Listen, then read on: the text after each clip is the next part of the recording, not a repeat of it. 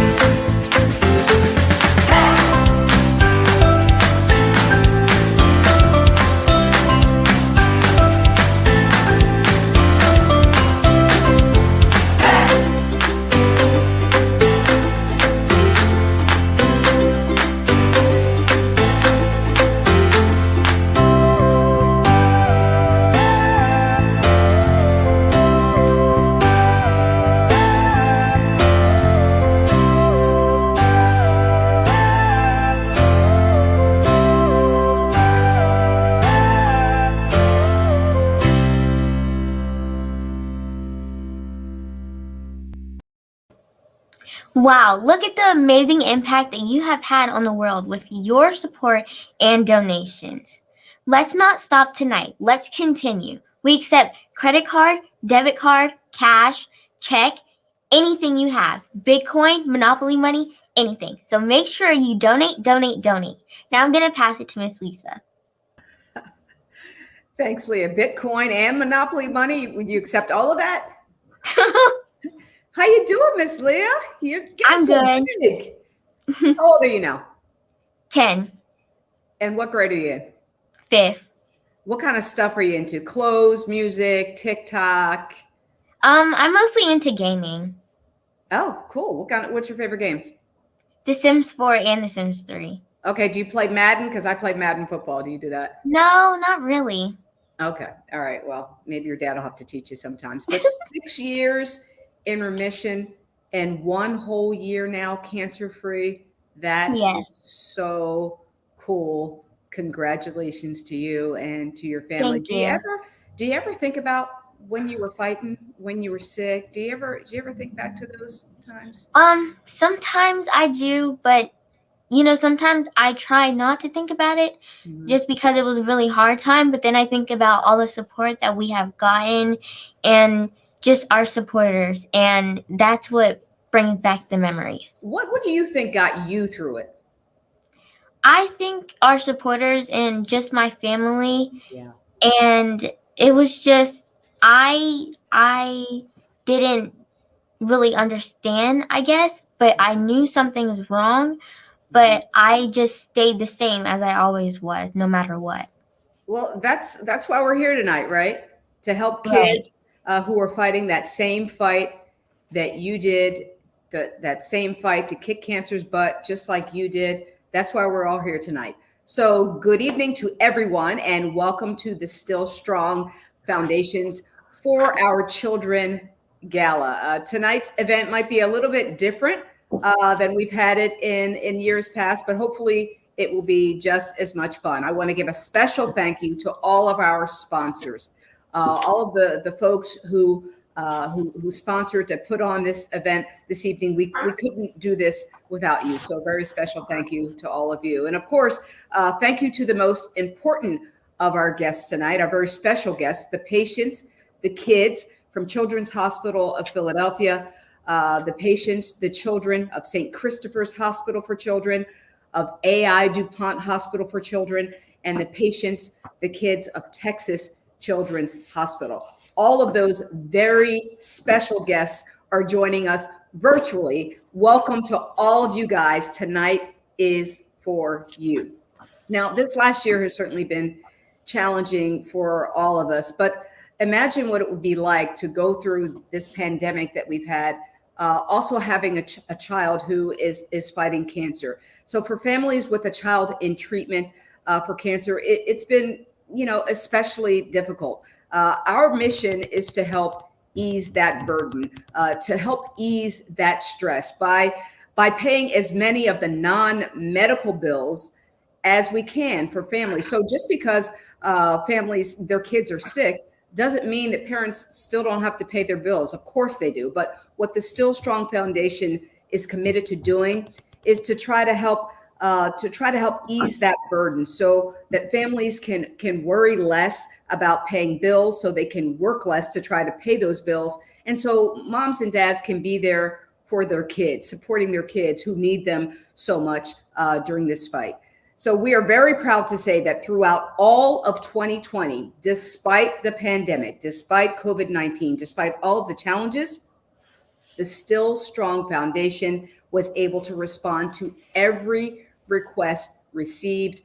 And thanks to the generosity of donors, the foundation made payments, as you saw a little bit on your screen a little while ago, made payments totaling $72,649. 43 rent and mortgage payments, they were paid. 31 utility payments, they were paid. 16 car notes, they were paid. Legal fees, 97 grocery gift cards, all of those expenses were paid. So we've come together tonight to raise even more money to help even more families, and you can help. Doesn't take a whole lot. Whatever you have, please donate. Leah told you, Bitcoin, Monopoly money, credit cards, we accept it all. So please donate. Text the number on your screen to give, 610-467-8338. That's the number to give tonight to donate to this wonderful cause, 610-467-8338. And now, ladies and gentlemen, please welcome the founder of the Still Strong Foundation, Devon Still, and Leah's dad, Devon. Good to see you. How you doing, Lisa? Good to see you. Good to see you too. Hey, it's crazy. Before we even hopped on here, I know we're off track with this, but I just wanted to touch on this. But before, when I told Leah that she was going to start the program off all by herself, she was a little nervous, and she was like, "Dad, I've never done an interview or spoke without you before. I'm nervous." And I kind of got choked up when I was watching her, because it reminded me of when she was battling cancer, and I wasn't there with her because I had to be in Cincinnati, and I would let her know that, although I'm not physically there with you, I'm still there with you in spirit. And when I was telling her that, as she, got in front of the camera to speak just now, it made me think about those moments of how we were able to just remain strong together and overcome those nerves that we had as she was battling cancer, as she just did when, she got on this camera. So I'm super proud of her for the way that she just popped off this gala tonight. I think she's after my job. What do you think? I think so too. She just started whispering in my ear about becoming a reporter. Oh, wow. Okay. Well, she might have to come shadow me for a little bit.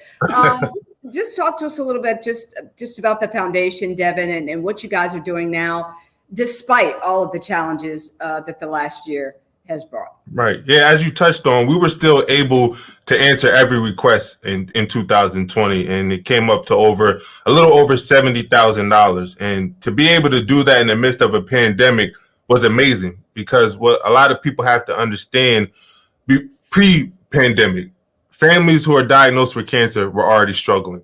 They lose about 40% of their annual household income due to cancer treatment work-related disruption. And with dealing with the pandemic, that number rose even higher. A lot of parents were getting laid off. So to know that we were still able to be a resource and help those families in the midst of a diagnosis, in the midst of a pandemic, is truly a testament to the supporters we have, our family members that are a part of this Still Strong Foundation, who continue to donate money because they believe in our cause so much. So a lot of the credit just goes to a lot of people who are on this call right now, the people who constantly donate to this foundation. We wouldn't be able to do the work if it wasn't for them.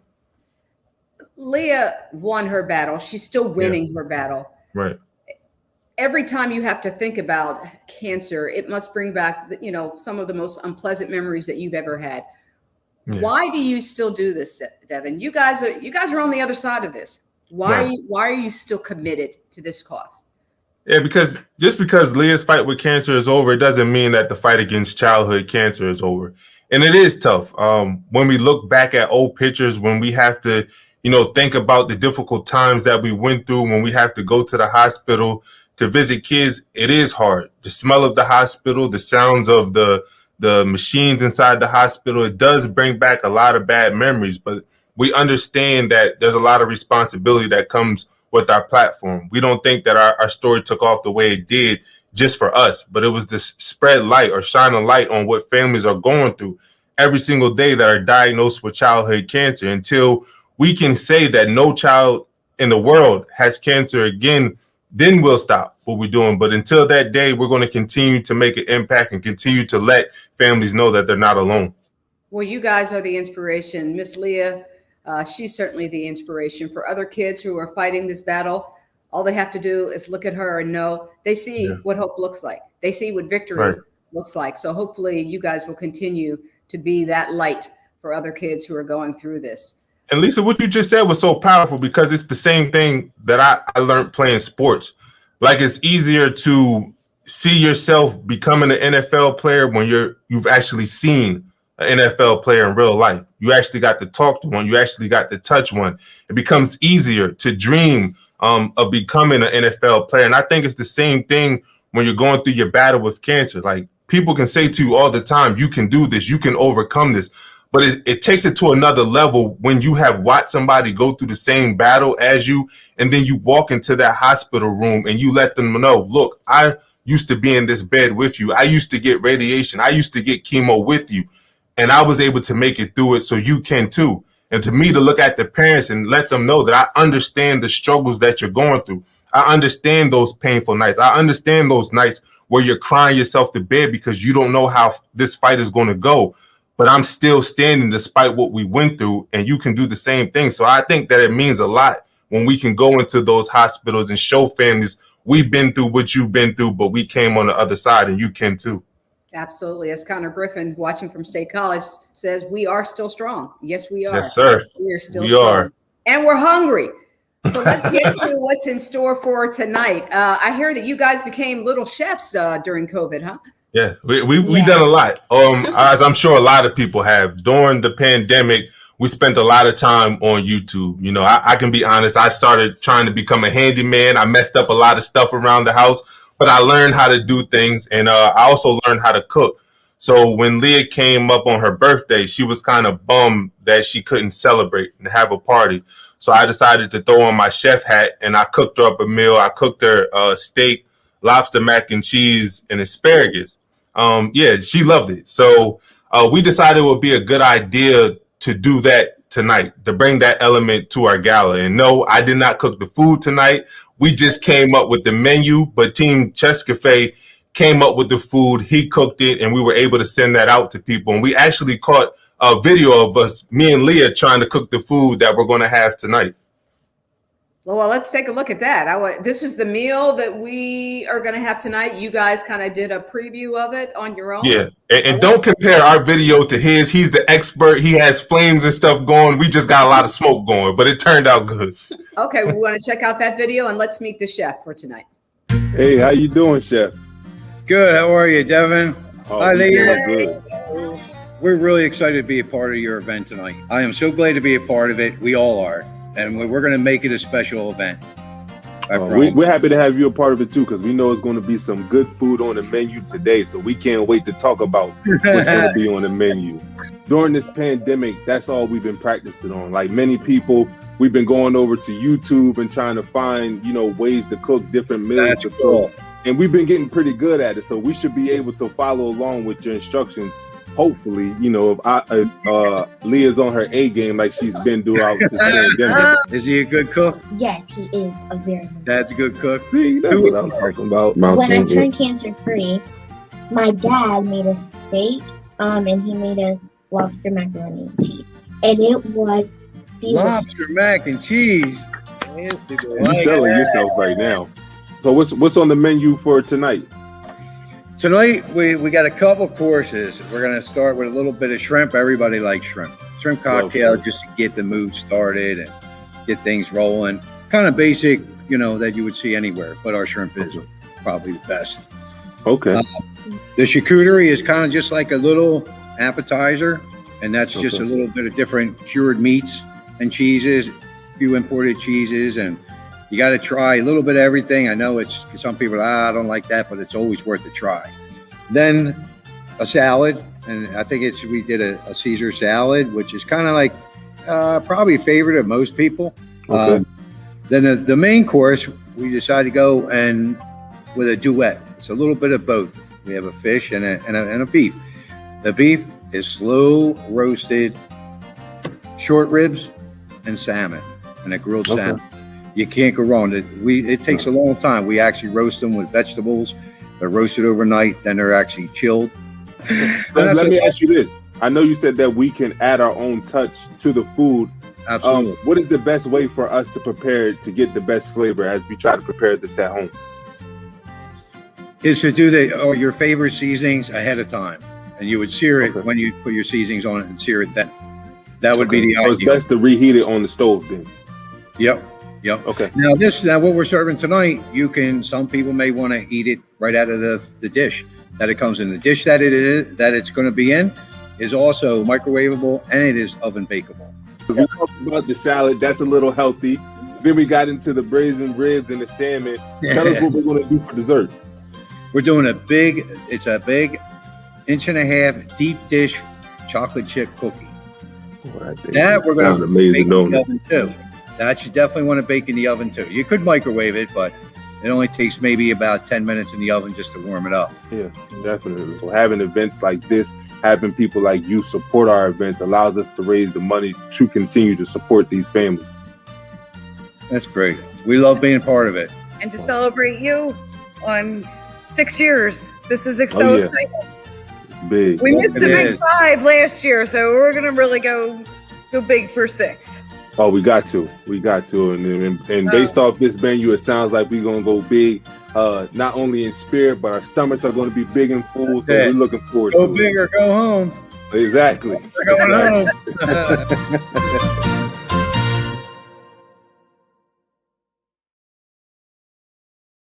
That looks amazing. It does. I can't wait to get into it. Oh my goodness. Now I really am hungry. Joe Deegan apparently was so hungry that the food was amazing. Leah, you selected a fantastic menu. Thank you. He ate his meal already. Are we supposed to eat all together? Ryan Plowcharts. Great menu, Leah. Good choices. FTK all day. What's FTK mean? For the kids. I got it. And Shannon Wellman tuning in from Happy Valley, loving this event. Shannon, did everyone eat their meals already, or are we supposed to eat? See, we late to the party. Oh wow, we're late. All right. Well, we are gonna. If you haven't eaten your meal already, we are going to eat as we continue our program. But let's not forget why we are here.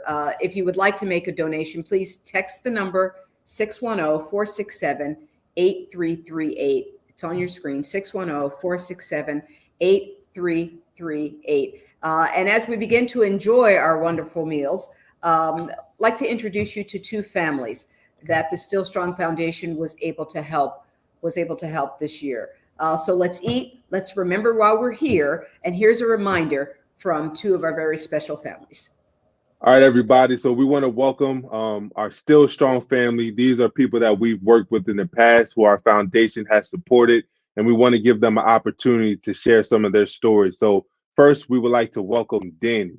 So how did you come to know the Still Strong Foundation? When you were selling your jerseys to highlight childhood cancer, and I saw that story, and actually I was in the hospital. Watching that game, and I immediately bought jerseys for my dad and I. We gave him as our Christmas presents, and we just wanted to help out the cause, and it's such a great thing that you're doing, highlighting childhood cancer, because it affects the whole family.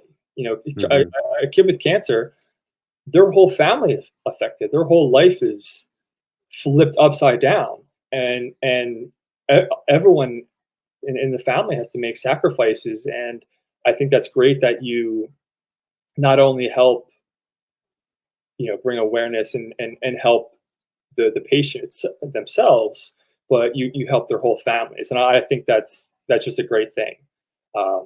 And not many foundations do that. So I applaud you for doing that, because it's a real thing, and you don't know it until you're living through it, but it's real. Oh, man, I appreciate you sharing that. Can you give us a little recap about your cancer journey and what you've been going through over these past couple of years?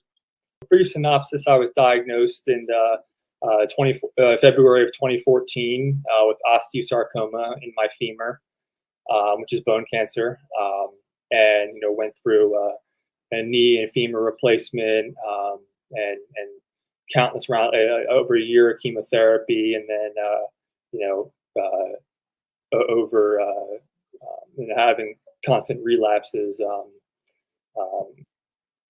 So that was in 2014, and 9 months later, after I finished chemo, I relapsed in my lungs, and then it really just didn't go away. Just I would solve one tumor, and then another one would pop up, and and now we're here, and sadly, things have spread to my lungs and back into my bones, and then all over my body. But but luckily, I've been doing. I was doing a CAR T cell therapy in Seattle, and doing radiation this past year, and that's looking like it's doing some damage. And and just recently, I've had a tumor in my ulna, in my left arm. What osteosarcoma does, it basically just eats the bone and makes it just completely weak. So it was broken all the way through, and so I had right before, literally the day after we spoke, I had the surgery to put a plate and screws to stabilize the bone, because it won't grow back. So I've been recovering from that, and it's not been easy, and it's not it's been a lot of pain, a lot of sleepless nights, and you really don't realize how much you use your arms and use your hands until you can't move your fingers and you can't do anything. I'm slowly getting better, but we have some good news. And when we were in there, surgeon was in there cleaning out everything and stabilizing the bone. We took a biopsy and sent it off to pathology, and everything came back that the bone and tumor was 100% dead, no signs of cancer cells, just nothing. But for it to be 100% dead is just unbelievable, and we're just so ecstatic. And it's like, if it's dead in my arm, then it could be dead in other spots too. And I've been dealing with spots in my lungs and with other parts of my body, and it's a great sign. So I'm just we're hopefully heading in the right direction. After 7 years, we got a little got a little spark, got a little light. So we're excited. And continue to take your swings, because all it takes is one hit. 7 years in a row, despite what you were going through, you never got discouraged. You continue to step up to the plate. And like I said, I hope this is your family and your home run treatment to help you overcome this battle with cancer. You're always going to be a part of our Still Strong family, and our prayers are with you and your family as you continue your fight against cancer. I want to introduce Tatiana and her mom, Gail, to have you have a chance to really share your story. Yes, thank you so much. 3 days before my 17th birthday, I was diagnosed with a very, very rare brain tumor cancer, and they didn't really know. They knew where it was and things like that, but they didn't know how to really attack it. It wasn't very aggressive. It was kind of stabilized, but it was inoperable due to the location of the tumor. And after 2 brain biopsies, surgeries, and a year of chemo, we kind of were out of loss of like what to do. We ended up deciding to do a craniotomy, which is like a really big brain surgery, 17 hours worth. And through that time, they were able to actually get down to the tumor and be able to get the DNA of it. And they ended up renaming it. And after that, unfortunately, they came to the conclusion that there's no treatment for my tumor that I have. So I'm really just focusing on quality of life things right now and trying to be positive and be hopeful as well, because you don't want to give up hope that nothing or no treatment will ever come about, but you want to still you want to there you go.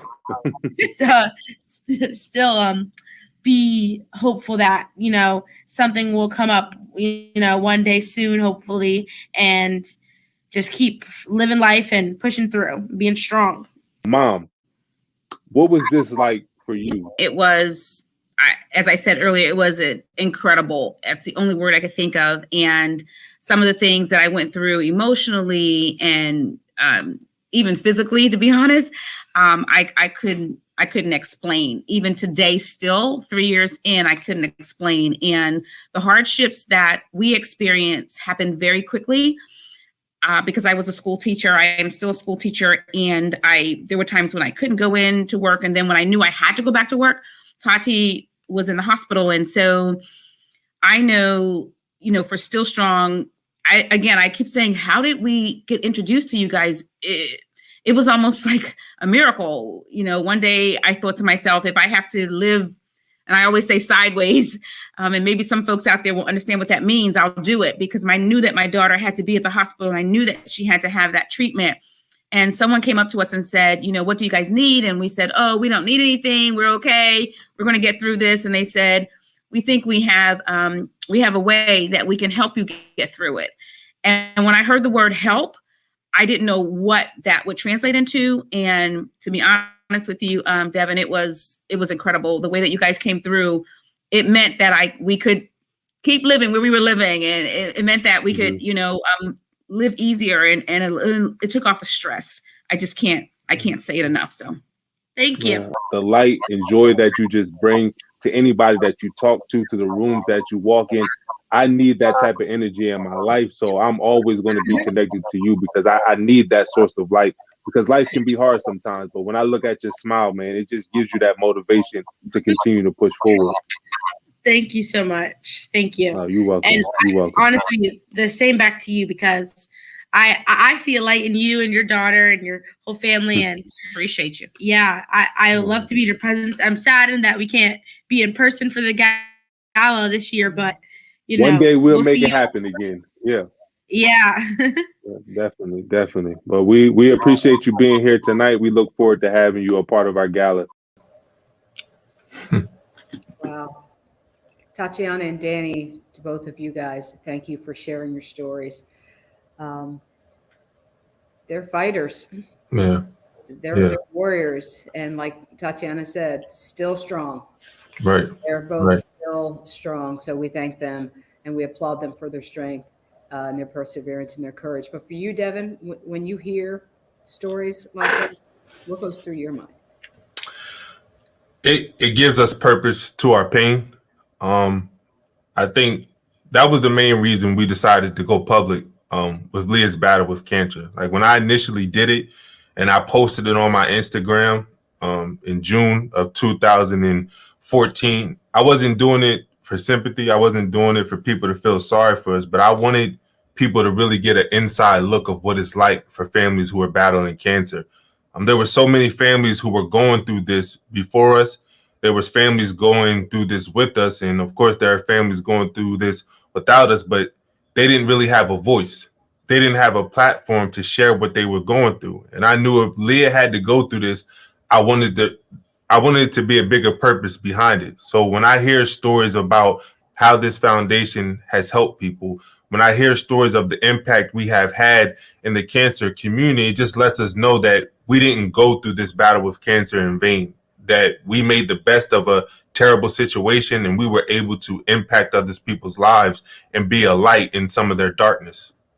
And you're still doing it. You're still making a difference. We are here to make a difference tonight. So let's not forget, text the number on your screen to make a donation to the Still Strong Foundation, 610-467-8338. We can all make a difference. Doesn't matter how much or how little, just give. It really helps these families and these kids out. We have another extraordinary story, another extraordinary person to tell you about. The winner of this year's Still Strong Award, Casey O'Brien. Casey played football for the University of Minnesota and has had a long, long journey with cancer. Let's listen now to his story. The Golden Gophers are ranked 20th in the country, undefeated at 6-0, and a heavy favorite today against a Rutgers team on a 5-game losing skid and winless in the Big Ten. When Minnesota traveled to Rutgers for an October 19th game, 74 players made the trip. One of them, a third-string walk-on placeholder, is lucky to be alive. 300 nights in the hospital, surgeries, chemo, everything like that. I just kind of walking myself through my life and everything that went into being in this moment. Casey O'Brien's life was built around playing sports in his hometown of St. Paul, Minnesota. But in 2013, at the age of 13, he was diagnosed with osteosarcoma, a rare form of bone cancer. He's like, I'll be okay. And that was the hardest, because we knew it was a very serious situation. And he said, I'll be okay. Doctors removed a softball-sized tumor from his knee, but 2 years later they found the cancer had moved to Casey's lungs. The odds flip on you when you get it the second time. You know the numbers. Yeah. Numbers are not fantastic. I was talking with my mom and dad, and I was like, this cancer stuff has taken over my life, and I want to take my life back, and I want to figure out a way to play football again. So Casey became a placeholder and a fighter. He outfought the cancer for a third time when he returned during his junior season of high school. He outfought it for a fourth time when the osteosarcoma reappeared in 2018. By then, Casey was a redshirt freshman at Minnesota, the only FBS program to medically clear him to walk on. Up, down. Casey's here because he's a football player that's beat cancer. I think it's very hard to process as a human being how tough this young man is. Hey, let's go! Work on three! 1, 2, 3! Casey spent nearly 300 nights as a patient at the University of Minnesota Masonic Children's Hospital. Good to see you, buddy. Good to see you, too. Congrats on the good news. Now, the 20-year-old redshirt sophomore spends his days there as a frequent visitor. The wristbands. Each one is for a different boy or girl or family that I've met in the hospital. Of those 7 wristbands, are all of them alive? No. You knew those kids? Yeah. It's not easy at all. I know that it definitely could be me in their shoes. I want them to know that when they watch a Gopher game on Saturdays that they're right there with me. There's a reason why there's survival odds. And the reason why there's survival odds is that because someone beat it. And that ends up being Casey. As the 2019 season unfolded, Casey did what he's done during his entire Minnesota career. He watched, but never played. Their captains for Minnesota, Casey O'Brien has made the trip, the Gopher placeholder. I think our whole team knew what the plan was. It just gave everybody a little bit of a sense of, I think, extra motivation for that game to make sure we took care of our business to make sure he could play. Touchdown, Minnesota Golden Gophers. They lead it 27-0. Next thing you know, we score on that 4th and 1, and Coach Fleck turns around and says, Casey, go. On to hold for this extra point, ladies and gentlemen, Casey O'Brien making his college football debut. My hands were shaking a little bit on the way out there. I caught it, and I just remember like staring at the ball, and I was like, this is real. Snap there. O'Brien has the hold down. The extra point kick is up, and Casey O'Brien is being patted on the helmet. The whole team is out congratulating Casey O'Brien.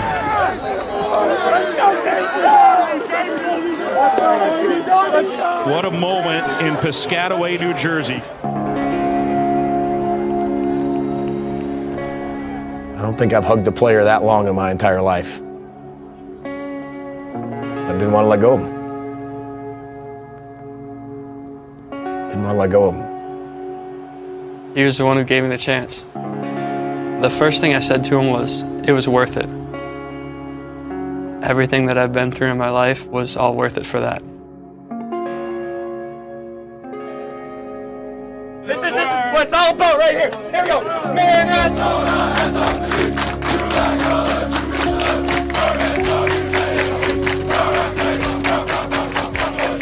Honestly, the first thing that I thought of was that I was able to do that for everybody who never got the chance. All the kids on my wrist and all the kids in the hospital, they got to do it with me. They can never take away from him that he played Big Ten football. Defeated cancer 4 times. Man, we have a living angel with us right here, right now, rowing the boat with us. Casey O'Brien.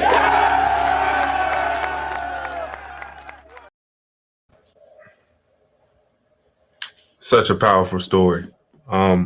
I was just telling Leah as we were watching this, the video, it brought back a lot of memories. And this just is really a testament to Casey's strength and how he's the definition of still strong. Because I remember my first 2 years at Penn State was riddled with injuries. I had torn my ACL and my MCL my freshman year in training camp. The following training camp, I ended up breaking my leg, and I was done for 2 years back to back. And I remember I used to be in my dorm room, like crying, like on the brink of want to give up on my dreams of playing football at the collegiate level, give up on my dreams of making it to the NFL. And that was just me dealing with football injuries. I can't imagine what that is like if you've been diagnosed with cancer at 13 and you've had to fight it 5 times. And I know there had to be times in Casey's dorm room where he probably thought that he would not fulfill his dream of playing D1 football or walking out onto that football field. But what I also understand is that it takes a deep level of belief in yourself, a deep level of faith, and a great support system around you to ultimately reach your goal. And I remember the feeling I got when I finally was able to touch the field in Beaver Stadium. So I know for Casey, that had to be like 100 times more. Because I remember that game when they were playing against Rutgers and he had a chance to go out onto the field. And it just did something to my heart to know that he never gave up and he finally had a chance to live out his dream of playing for his home college team.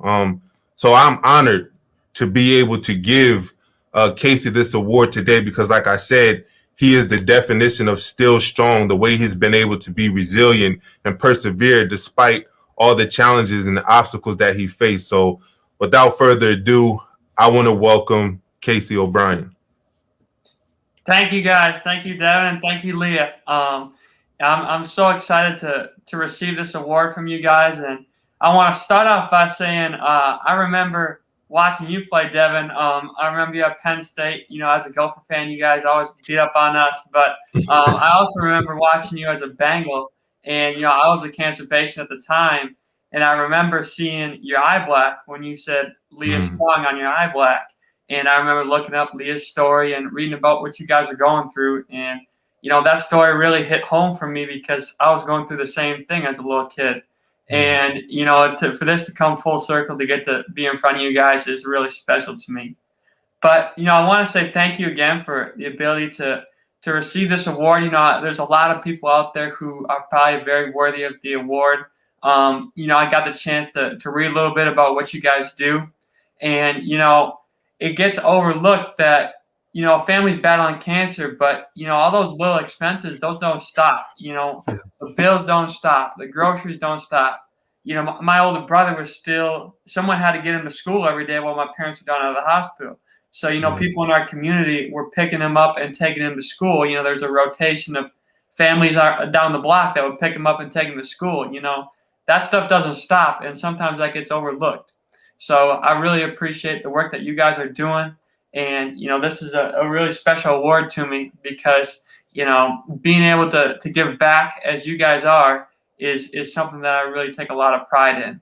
And, one thing that is really special to me about my story is that, for me, it's not just about football. It's not about that I got to go play. It's about that I got through cancer and was able to show the people out there who are going through it too that you can still go live your dream. No matter what that is, whether you want to be the best painter, you want to be the best ballet dancer, you want to be the best fisherman, whatever that is, there's life after cancer, and you can still go live your dream no matter what that is, no matter what the circumstances that cancer has put you in. You can't let that define you. You can still go live out your dream, and then you can go give back to people, and you can go help people out like Leah's doing. So, you're young, but you're doing a lot more than many people out there, Leah. So I'm very proud of you and your dad as well. And I hope to get to someday meet you guys in person. So thank you. Thank you. Wow. Casey, I have a question for you. Yeah, absolutely. Because I knew how hard it was when Leah was going through what she was going through to actually take on the whole journey of fighting for childhood cancer and taking on other people's stories. In the video, it talked about how you wore those 7 bracelets. Yeah. Why did you decide to open up your heart to other people who were going through that journey when the journey you was going through was already tough for you to handle? Yeah. And I'll start by answering that question and saying that it's grown a little bit since then. So I think I have about 14 or 15 now. So since that story got on ESPN and everything, I had probably 20 different people from across the country send wristbands to me, and I wear every single one of them. And for me, it's about making my situation bigger than myself, because, when you're going through it and it's just about you, it's a lot easier to give up. But when you're representing other people and you got people looking up to you that want to see you, be that light and be that person who you can look up to, it's hard to give up and it's hard to quit because you don't want to let those people down. So for me, it was about being a person that all the people on my wrist could look up to, because when I was going through cancer, I didn't have a role model in the cancer world that I could look up to. I didn't have someone who had been through osteosarcoma and was still living out their dream. So that's what I wanted to be for all the people who I get to represent and other people out there who are watching. That resonated with me so much, like having a purpose that's bigger than just you, because although I tried to be as transparent as possible when I was doing these interviews on ESPN and stuff, like nobody truly knows what I was really going through behind closed doors except for my wife. And when I tell you there were days where I was completely at rock bottom, where I felt like I was a zombie, like I just didn't serve purpose, like I was just struggling so much being away from Leah, and I wanted to throw in the towel, I thought about all those families that was out there looking up to us. And I realized that if I threw in the towel, that if I gave up, that would indirectly send a message to all those families that when things get tough, when you feel like you can't get out of bed, when you feel like you can't continue to push forward, that would give them the idea that it's okay to throw in the towel. And I wasn't willing to do that. So what you just said resonated with me so much, that you understood that what you did would impact the people who were looking up to you. And I'm just thankful that you didn't give up. I'm thankful that you kept persevering and ended up getting out on that football field, because like you said, there's a lot of people, not just kids battling cancer, but there's a lot of people who are facing adversity. And you have shown them that despite what you're going through, like I like to say, you're still in the game. You still have a chance to overcome whatever challenges you're facing as long as you still have breath in your body. So like I said, it's an honor for us to give you this award and have you share your story on this platform, because I think it's so powerful. Yeah, and one thing that I want to share with you guys is that, you know, the thing that to me is so much more rewarding than me getting out there and playing is the fact that now, a year and a half later, whatever it is, almost 2 years later since I played in that first game, I have people from around the country sending videos of their son and nephew, brother, whatever that is, going out and being a placeholder as a person battling cancer. And I got a tweet probably a month ago about a kid who went through osteosarcoma, had a knee replacement just like I did, and is walking on as a placeholder at like Ball State or somewhere like that. And so to be able to look at, you know, hey, I got to do this, and now it's opening the door for all these other kids to go be high school football players and college football players if they get that chance as well. You know, that's special to me because, you know, cancer takes away a lot, but, you know, we're opening that door to go do more. And I think that's something that, you know, I'll take with me the rest of my life.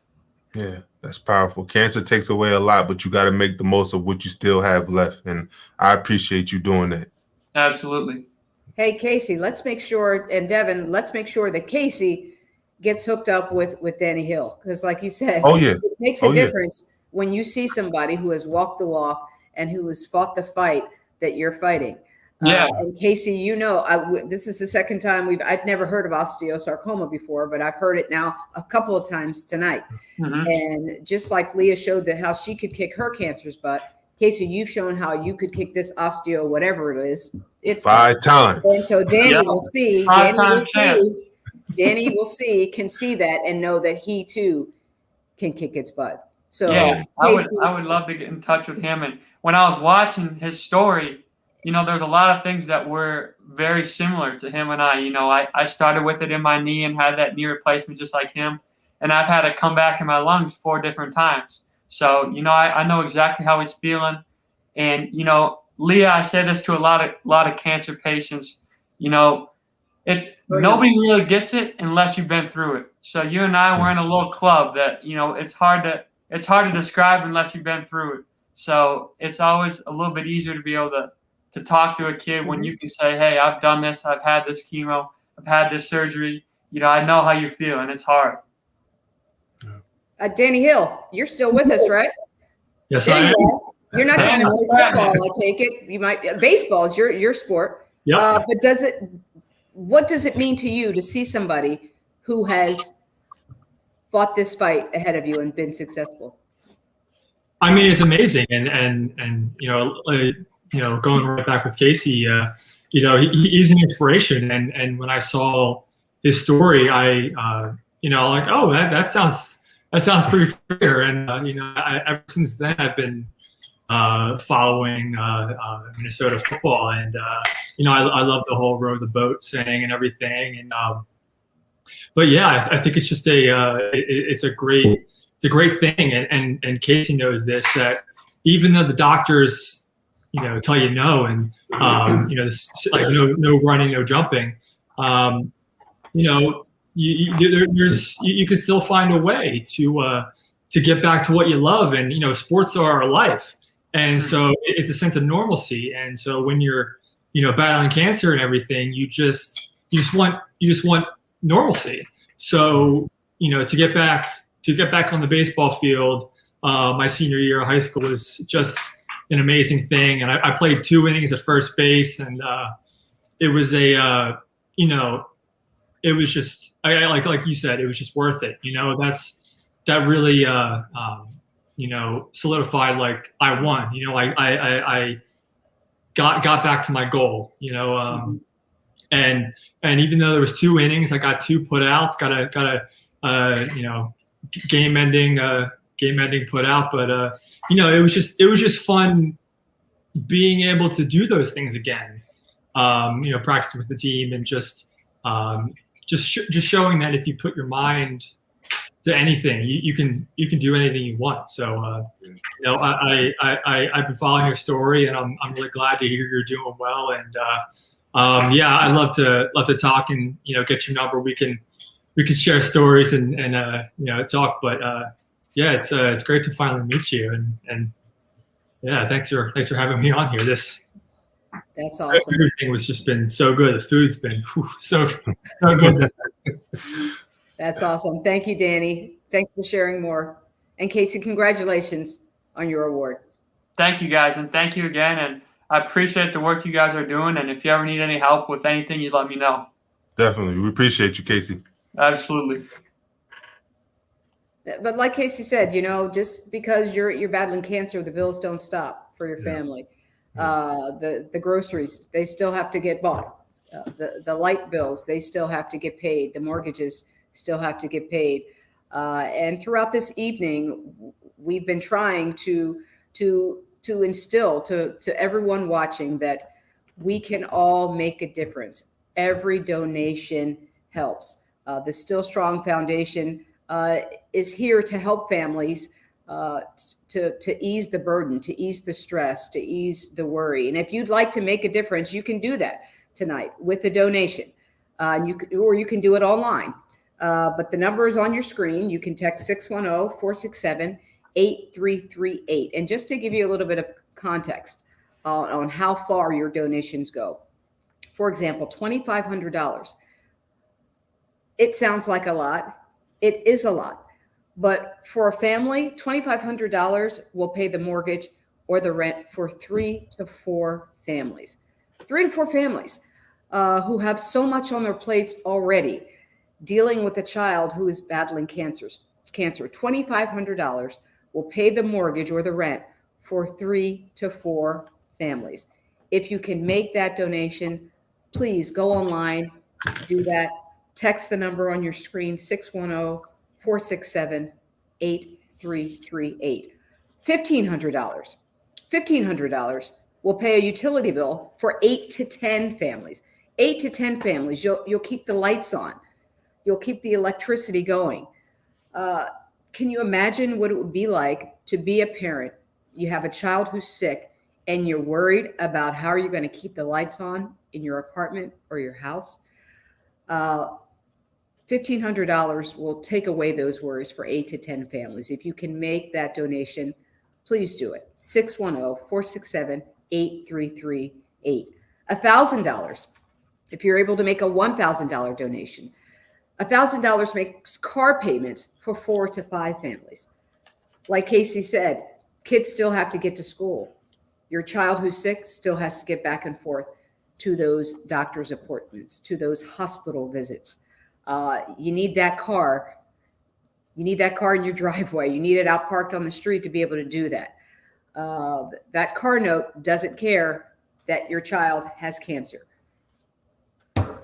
See if you can make that donation today. $1,000. Make a car payment for 4 to 5 families. $500. A $500 donation will provide groceries for 3 families. Up to 3 families will get to eat with your $500 donation. If you can do it, please do. A $250 donation will pay for 12 days of hospital parking. That's almost 2 weeks of hospital parking. 12 days at a hospital, you might think, why would you, who could be at a hospital for 12 days? I'm sure Devon can tell you. I'm sure Danny can tell you. I'm sure Casey can tell you. I'm sure Tatiana can tell you that they've probably been in the hospital for longer stretches. $250 will pay for 12 days of parking at the hospital. $150 will pay the phone bill and allow families to stay in communication with their child's doctor. Can you imagine not being able to communicate with your child's physician? Well, $100 will pay a phone bill and allow families to stay in contact with their family, with their friends, most importantly, with their child's physician. So if you're able to donate, anything that you're able to donate tonight, we appreciate all of the donations. The number to text on your screen, 610-467-8338. You can make a difference. we all can make a difference. Devon and Leah have been making a difference for many years now, and they continue to do that. Devon, Leah, thank you so much for everything that you guys do. But we need to help. We all need to chip in and help. Devon, you and Leah, you can't just carry us all the time. Right. We need to get in this fight as well. Right. So and I want to share. Donate.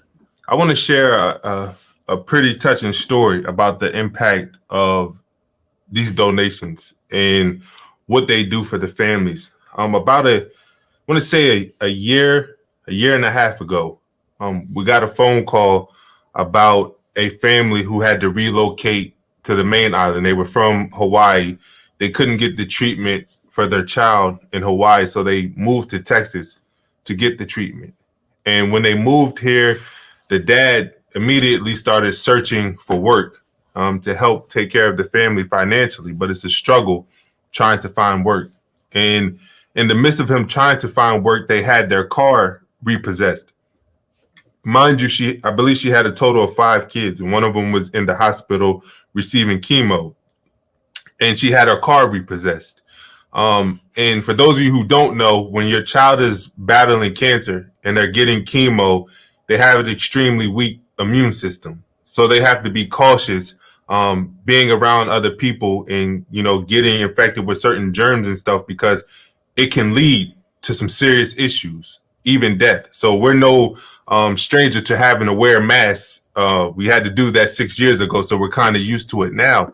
But when you have to put your child on public transportation in order to make it to those doctor's appointments, in order to go get chemo, it puts the child in a lot of risk. And this is what this mom and this family had to do because they had their car repossessed. And when the social worker reached out to us, I decided to go to the people who repossessed her car personally. And I had a chance to talk with them, and I let them know the situation that the family was going through. And I was able to talk them down on the price that was remaining on the car.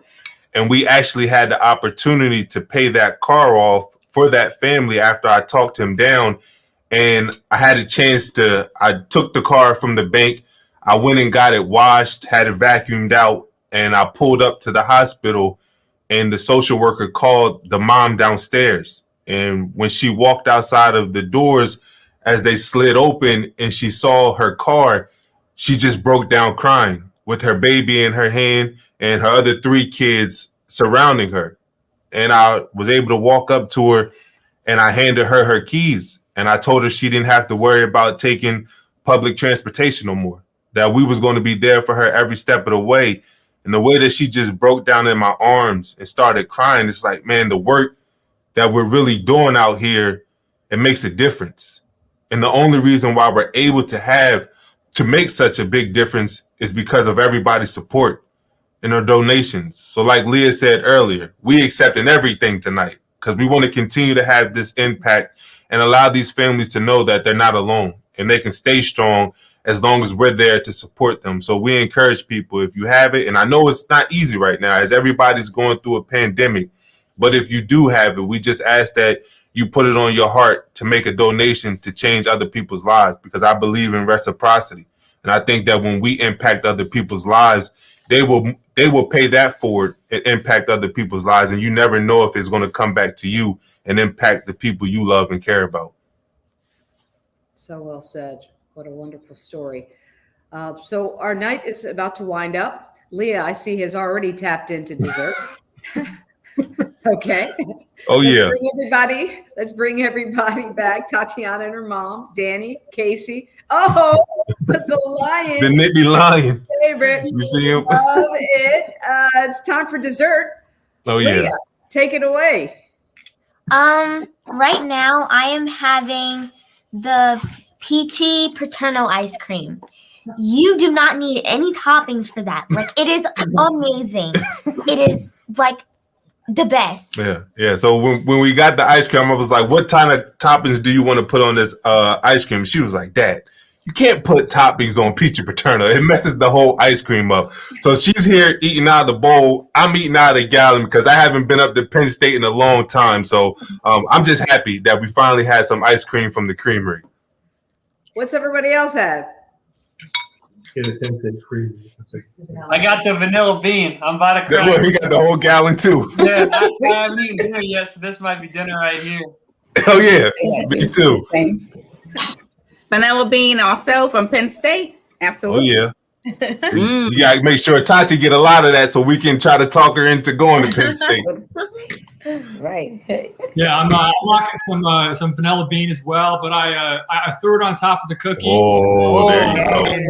I put it in the oven for a few minutes. It got nice and crispy. Whew. There you go. That's a veteran play right there. See, I'm gonna have to copy off of you because I got some alumni swirl in the freezer right now. So when we get off of here, I'm gonna heat my cookie up and put that on top of there. Yes, it's perfect. The creaminess of the vanilla goes with Look, he's selling it. chocolate, the cookie. It's great. Not too rich. Oh man. Look, I'm already sold. Is the lion allowed to eat ice cream, or is it a dietary thing? See, that's why he got the lights dim in there. He been eating. Okay. He just don't want us to see it. Gotcha. Devon and Leah, thank you so much for allowing me to participate in tonight's event. As always, so proud of you guys. Leah, so great to see you doing so well. Love to see it. You're growing so fast. Keep it up. You're an inspiration to so many people. You probably don't even realize how much of an inspiration you are, but you are. And Devon, got nothing but Penn State love for you.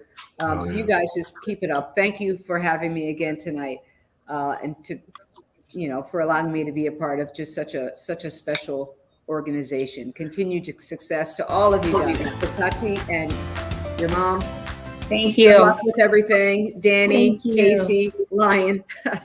You guys are all fighters. You're all winners. Thank you. You're all survivors. Thank you, Leah. Thank you, Devon.